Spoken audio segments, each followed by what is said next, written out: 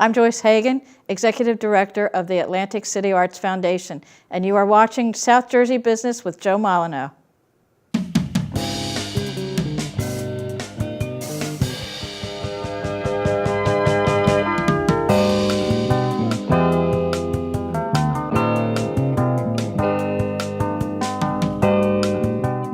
Welcome to South Jersey Business with Joe Molyneux.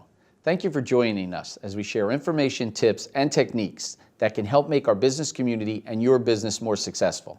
Thank you to Stockton University for the opportunity to produce this show focusing on business in South Jersey. On today's program, we will talk with Joyce Hagan, Executive Director of the Atlantic City Arts Foundation. Joyce will share the group's efforts that are making a real difference in our community. We will also tackle the art of business and the business of promoting art and the artists that are so creative. Joyce's experience and knowledge of the business of promoting art is very impressive. I have known Joyce for many years, and I have watched her determination and can-do attitude to help build and unify a more vibrant art community in our region. Joyce Hagan is also a champion of the regional art community.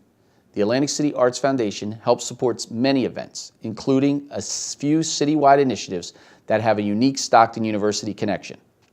Stay tuned for our conversation with Joyce Hagan, Executive Director of the Atlantic City Arts Foundation, as we undertake the Art of Business talk and more on South Jersey Business with Joe Molyneux.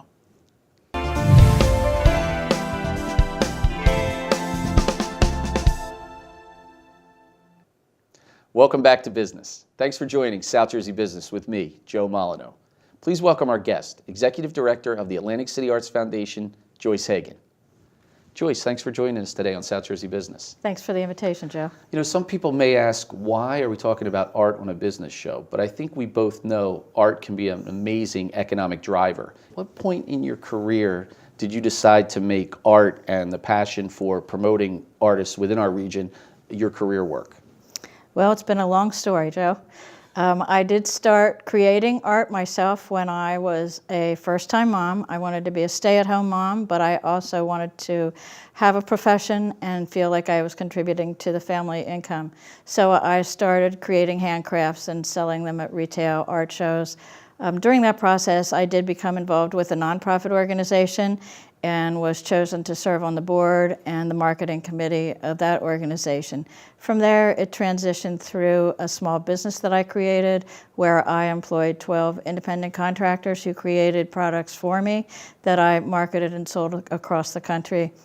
Continuing to work with nonprofit organizations and creating festivals and all kinds of other arts products through those organizations. After we moved here, I continued to work in the arts. When I did move here, I started with a nonprofit organization and transitioned my business out of existence because I wanted to be more in the social realm of the arts and interacting more with other artists and creating arts entertainment for the region. So through there, it just became one nonprofit after another until I finally settled into the nonprofit world.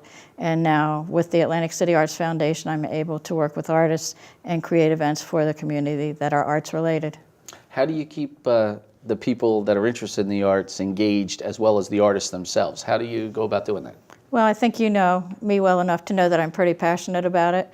And when I have the opportunity to talk about it, I can make it pretty interesting for people. And if they have any inclination at all to be interested, they usually are. Because I worked as an artist and because I've worked with so many artists, the artists do seem to relate to me pretty well from the start. And we usually develop good relationships, and I'm able to guide them and provide opportunities for them. And so it all works out.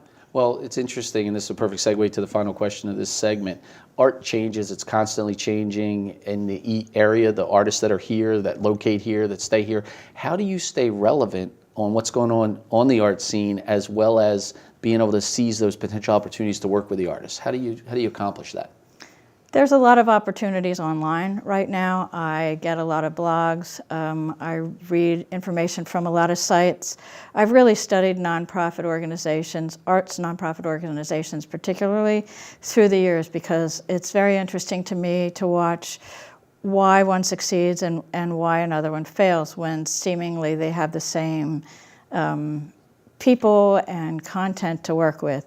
And so I just keep myself well informed. It's pretty easy now with the internet and all the online information that's available. Within our own community, I attend events. I'm constantly meeting people and talking to people and learning about what's happening here on the scene. And that's pretty much how I do it. Well, I want to thank you for sharing. Now, we have plenty of talk left on the show, but I want to thank you for sharing the information that you shared already. Glad to do so. Thanks, Joe. We'll be right back with more Business Talk with Executive Director of the Atlantic City Arts Foundation, Joyce Hagan.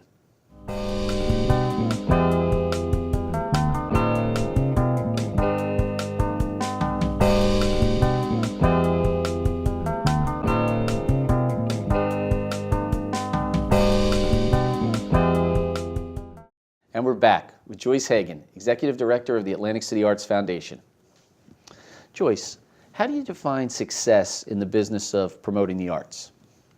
Well, there's a couple ways. I do measure success by the amount of work that I can provide for artists in the area.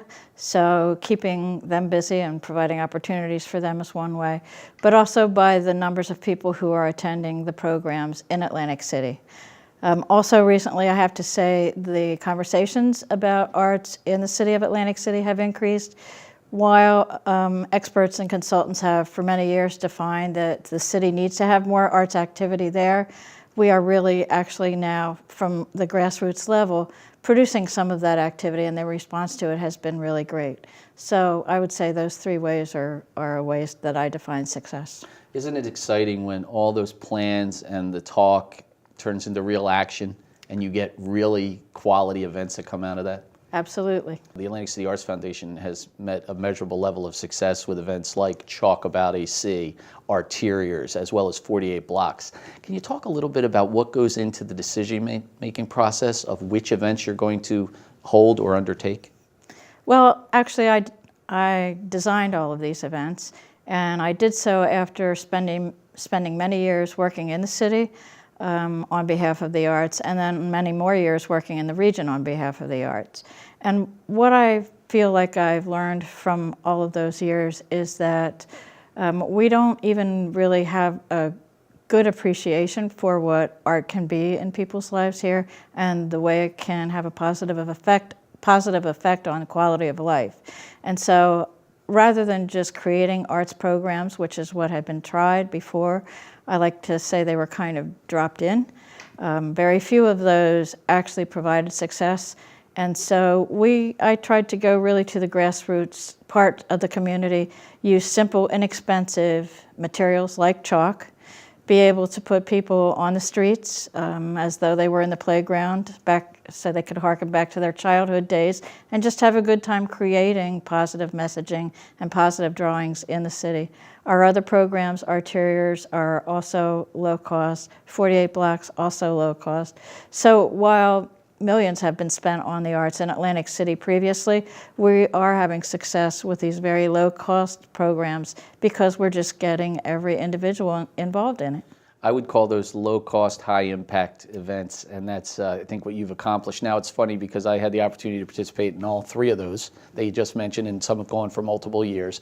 But I'm going to put myself in the position of artist just for a second. You worked with people in those programs that are very novice, myself included, where I'm drawing what I think is good art, with chalk on the sidewalk, but then you work with people that are so well accomplished in the 48 Blocks as well as the Arteriors, where you take over an entire building and turn it into an art installation.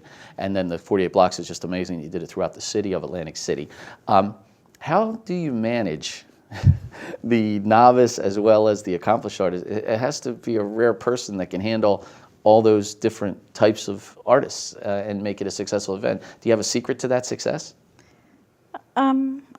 I think it's just because I recognize that in every level, it is the spark of creativity that inspires everyone, and so that unifies from the novice to the professional.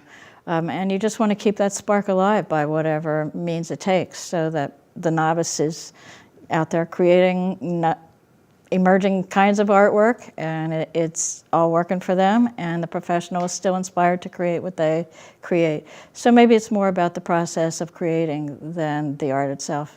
You know what? That's a great answer, and it's a great way to wrap up this segment. But we're going to continue our talk about how you're promoting the arts and some of the success you've had, and also some of the specifics to the programs you've designed and delivered. That was Joyce Hagan, Executive Director of the Atlantic City Arts Foundation. We'll be right back with more South Jersey Business.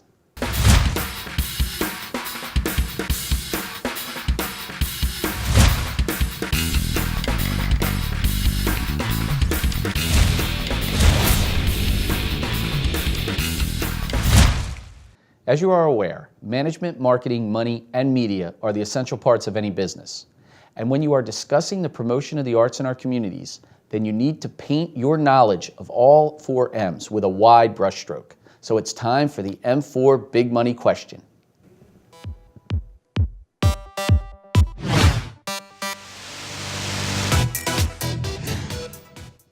Joyce, let's break down the 4 M's. Let's start with management. You do a number of events throughout the year. How do you manage all these events? There's a lot to manage, you're right. First of all, the artists need to be managed, but truly with the artists, what I try to do is assess where their strengths are and help them fill in where their weaknesses are, and then let them do what they need to do, which is create for our projects. We also have volunteers who need to be managed, which is another group that demands a lot of attention, but can provide a lot of help for your organization if you let them help. I also now have 2 staff people who I'm managing, and pretty much the same thing is true with them. I try to assess their strengths, let them ask me for places where they need my assistance, and then send them out into the field and let them do their work. They're equally passionate about the success of our programs, so I can trust them pretty well to do a great job. Now, I know you use some traditional forms of marketing, which is the second M I want to discuss with you. What forms do you use when we talk about the traditional methods of marketing? We try to create some small, what we call palm cards that we distribute throughout the community that usually has all the information on about the events that are upcoming. Otherwise, that's pretty much it, because nonprofits traditionally don't have a lot of money to do what we consider as traditional marketing.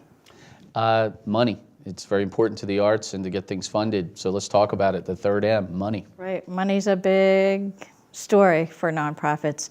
We rely a lot on grants from different agencies at all levels, and also donations from individuals and corporations that are in our area.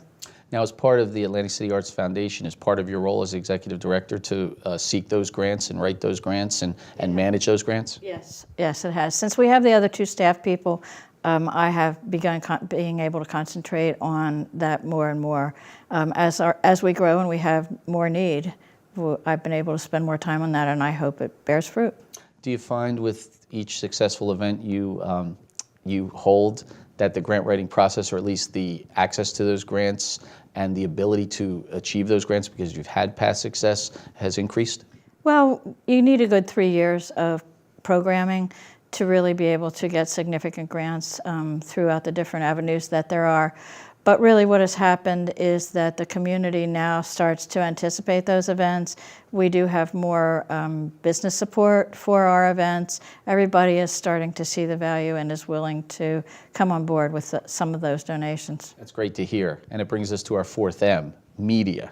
You want to talk a little bit about the impact that media has had for the programs? Media has been fabulous for us. Again, things have been so positive that the local press constantly calls us out as producing great events. And we have one of our staff people is now our social media expert. So we are actually able to put our great visuals across a lot of different platforms. And being able to do that has uncovered some local artists for us that we didn't even know existed, because they're finding us, and then we're able to see their artwork from their sites in return. And it also just has promoted the events that we do and our organization incredibly at a very low cost. Well, that brings us to our last question. It's going to be a quick answer for you, I'm guessing. Of the 4 M's, management, marketing, money, or media, which is your favorite? Well, I enjoy making the request for funding, but when I can see the results that social media brings us, I've got to say social media. Clearly, that one put a smile on your face. All right, thank you so much for sharing. Thanks, Joe. There you have it. Executive Director of the Atlantic City Arts Foundation, Joyce Higgins' creative answer to the M4 big money question. Sounds like a perfect, artful mix of management, marketing, money, and media.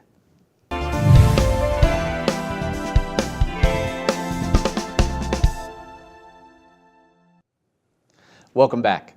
On today's Business Drill, we will stick with today's theme of promoting the arts and discuss a few ways to help you be more creative in business by taking some lessons from artists.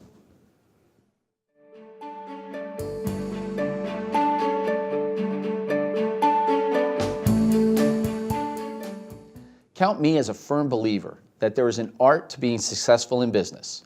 This is especially true when running your own small business or company.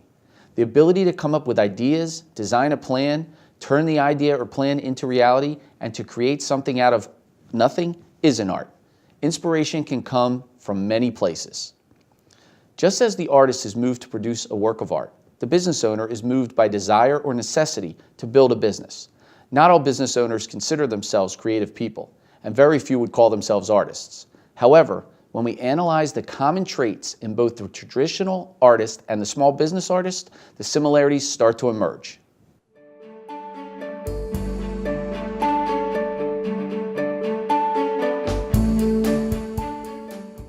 Vision. The artist comes up with a concept and sees what they would like to accomplish. While sometimes the end result may be different than the original, it is the vision that allows the creative process to take place. In business, you need to have a vision and also have the ability to share that vision with others. If you can see it, it is much easier to create.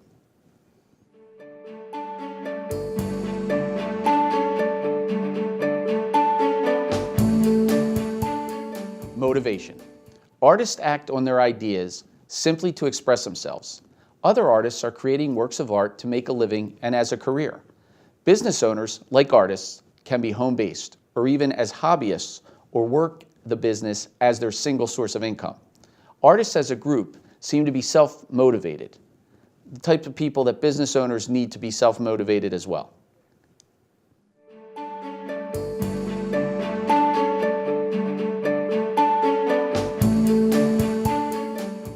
Influences. Artists draw on what they know. They take what they have experienced and create a work of art based on life influences or being moved by something someone else has done. The same holds true for the small business owner. The past experience of a person is a key part of starting a business.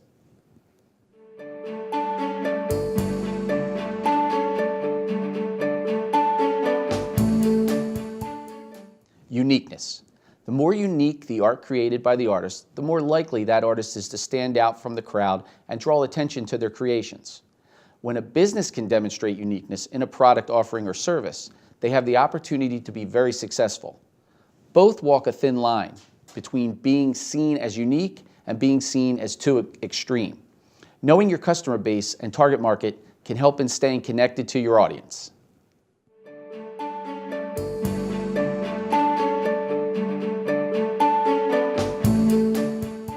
Risk-taking. When it comes to risk or taking chances, artists seem to embrace the change. Not being afraid to take risks and try new things or the type of art they create seem to naturally fit many artists. Business owners that are willing to shake things up in their business, marketing, or even their industry are risk takers. You can make changes gradually, or if you choose, you can make a few dramatic but hopefully calculated risks in growing your business. So let's take a moment to review today's drill. Number 1, vision. Number 2, motivation. Number 3, influences. Number 4, uniqueness. Number 5, risk-taking. So there you have it. 5 quick tips. The business of art and the art of business is something we can all work into our companies, workplaces, and lives. Whatever area or medium you choose to work in, work to become an inspired business artist. Getting creative is a great way to get your business growing for this week's Business Drill.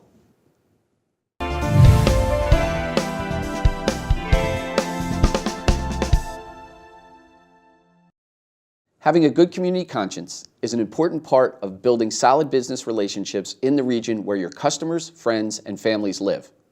Making a real difference through giving can be part of making a living in business.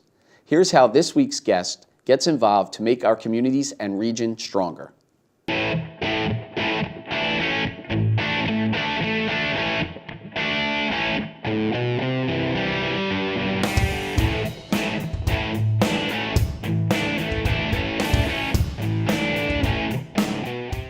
Donna, you're involved in so many initiatives that are connected to your work here in Stockton, specifically one that promotes regional tourism. Can you talk a little bit about that initiative? Sure. I sit on the board of an organization called Visit South Jersey, and that's a destination marketing organization. And its primary purpose is to help market the region. This particular DMO covers 4 counties in the state of New Jersey. So that allows us to discuss tourism initiatives, and then, of course, I bring that back to the classroom and talk to students about some of the challenges that we have in marketing tourism in this state. You're also not only involved, but I think one of the board members of the Summers Point Business Association. Can you talk a little bit about what that organization is all about? Sure. So I live in the city of Summers Point in New Jersey, and as a resident and someone who teaches business, it made sense for me to get involved in my local community. And in this leadership role, we just protect and provide marketing and networking opportunities for the businesses and a healthy business environment in the city of Summers Point. I love it. So through these activities, you not only cover a regional umbrella in marketing the tourism region, but then you get down to the municipality. And I think some of the programming that I've seen, it mirrors. It's a micro and macro approach to marketing and tourism and business. Do you find that that's the approach that works? It definitely works. I mean, we know that our members want to network, but we also know they want to learn. So for me, from the educational perspective, it's always great to come to the board with ideas that we might want to teach our membership about business or a number of initiatives. And sometimes tourism falls into that category as well. So you're teaching, you're doing all these community events, you're connecting the Stockton community to the business community, and I know you have an active family life and friend life as well. How do you balance all those things? I'm not sure that I do, but I try. And a lot of it's interwoven. So, I mean, a lot of my social life are my industry colleagues, and so a lot of it, there's overlap. I do love that answer, but you balance it very well from the outside, at least. I want to thank you for sharing. My pleasure. That was Dr. Donna Albano, Associate Professor of Hospitality and Tourism Management Studies at Stockton University.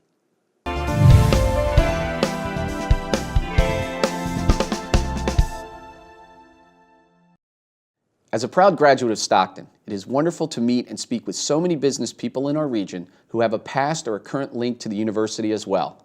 Let's plug into a Stockton Community Connection.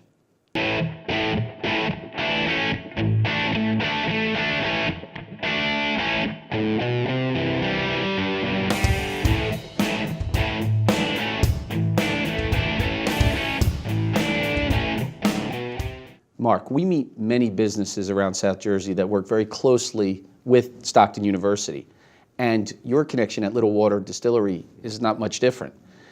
You work with the university on a regular basis. Can you talk about some of that Stockton community connection that you've experienced? Yeah, absolutely. Stockton has been great. It's been great to work with. We, before we even started, looking for locations and kind of working directly in Atlantic City, we reached out to Stockton for assistance on a marketing plan. They helped us actually develop one for one of our potential locations to co-locate with an event facility. It was wonderful. It was enormously helpful. We shared it with our banks, and I think it's one of the things that actually contributed to our loan. After that, we worked with the SBDC to identify some programs available to us and other new businesses entering Atlantic City. That was great. We, since then we've been working directly with the Arts Garage. I'm actually on the board now, or the advisory board, I guess, of the Atlantic City Arts Foundation, which is just a wonderful, program in Atlantic City, and someone that we hold very near and dear to us. We actually use one of our products, 48 Blocks Vodka, to create a contribution for every bottle sold to the Arts Foundation to keep their 48 Blocks program going annually. The synergy that you created, it's very interesting, that part of the story, because you came from different corners. Yeah. Speaking of 48 blocks, you came from different corners, but met sort of in the middle of this 48 block area. You had your own campaign you were ready to start and your own product line. In the meantime, halfway across the county, somebody else was coming up with an arts program, and it just merged. Can you talk about how that approach, was it just serendipitous, or was it something that? Completely serendipitous. So, and again, it goes back to the marketing message about kind of finding your loyalty group, finding someone that kind of gets what you're doing, and hopefully, you share some vision, and really building on that. In this case, first of all, we feel some kinship to the arts community regardless, because we consider ourselves paint makers, and we make the paint for artists. Yeah. It seemed like a really great fit for our product. We were always going to sell it exclusively in Atlantic City. We wanted to be our handshake to the city, and who better to kind of offer the handshake to first in the arts community? And we even had one of the artists do a solar etched logo on the head of a barrel that's going to be released as our first bourbon sometime soon. Well, that was under the future. You kind of tipped your hat a little bit, and I'm glad you did, or tipped your hand a little bit. There was one other thing that I wanted to talk about, as a frequent visitor to your establishment for events, and a lot of the community things you mentioned, the arts community, all the other things. I see a lot of familiar faces, and I see a lot of members of the Stockton community there on a regular basis for the music events, for the tasting events, for the celebration of all things creative. And I guess you start to see the same faces too. Yeah, we do, but you just reminded me of another one we did specifically for and with Stockton, which was a book symposium for the hospitality and tourism department and their beverage management, textbook, and the launch of that, and basically a great industry-wide discussion of the future of beverage tourism in New Jersey. And what an honor to host it at our distillery and be a kind of a contributor at least in the discussion, but also a host to the university. Well, I know you know the value, because we talk about value all the time, of relationships, and I want to thank you for being not just a supporter of the educational work that's here at Stockton, but actually a user of the services that are provided here at Stockton, which is the growing of the young people's minds, as well as the staff, faculty, and offerings that Stockton offers to the community. It's been great, and we continue to look forward to new opportunities with them. And that's the key. It's a bright future ahead. Thank you very much. Thank you. We're here with Mark Ganter of Little Water Distillery in Atlantic City, and that's his Stockton Community Connection.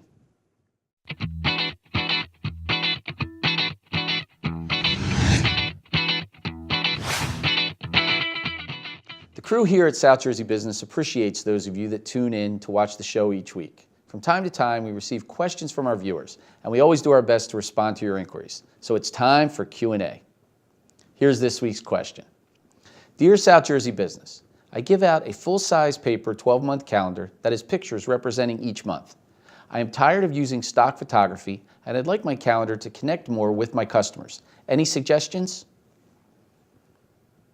That's a good question, and I may have a solid suggestion that relates to this week's show theme. I like that you want to use your calendar to try to connect with your customer. I really believe having your customers play a part of the creation of the calendar, or even be part of the calendar, is a great way to accomplish the connection. You can ask your clients, starting mid-year, to submit pictures they took, or maybe even drawings or paintings they have created that represent different months of the year.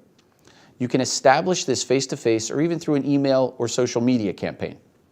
Set a deadline for your submissions and create a simple, easy-to-understand system for your current customers to submit and vote for their favorite image for each month. I will leave the selection and voting system decisions up to you, since every business customer base and outreach methods are different. I hope the result is a colorful and customer-centric calendar for all to enjoy. And if it is a success, plan to do it again next year. Thanks for reaching out. I hope this helps answer your question. We'll be back.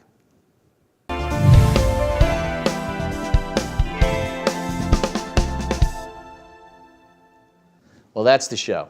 We had an informative discussion with Joyce Hagan, Executive Director of the Atlantic City Arts Foundation. We answered a question and even borrowed some lessons from artists to create a better business during our business drill. Once again, thank you to Stockton University and everyone that makes this program possible. Let's do it again next week. Until then, let's get growing, South Jersey. Thanks for watching.